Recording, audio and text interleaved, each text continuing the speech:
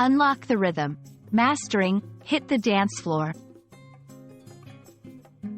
Hello, language adventurers. Today, we're diving into a phrase that'll get your feet moving and your heart pumping. Hit the dance floor. It's a phrase you'll often hear in songs, movies, and maybe at parties too. So, let's explore what it means, where it comes from, and how you can use it in your daily English conversations. Ready to groove with the language? Let's get started.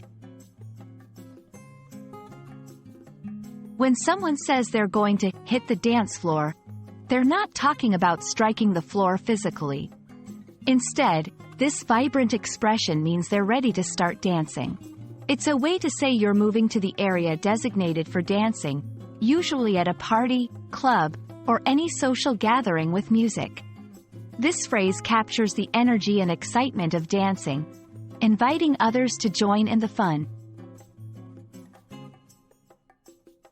The phrase, hit the dance floor, likely evolved from the casual and slang uses of hit in English, which means to go to or get started on something. Over time, it became a popular way to express the act of beginning to dance, especially in lively, upbeat social settings. It's used in casual conversation and is a favorite in songs and movies that want to evoke the joy of dancing and celebration. To help you understand how to use hit the dance floor in real-life situations, let's look at some examples. As soon as my favorite song came on, I just had to hit the dance floor. Are you ready to hit the dance floor? This DJ is amazing. The party doesn't start until we hit the dance floor. These examples show the phrase in action, illustrating how it's used to convey excitement about dancing.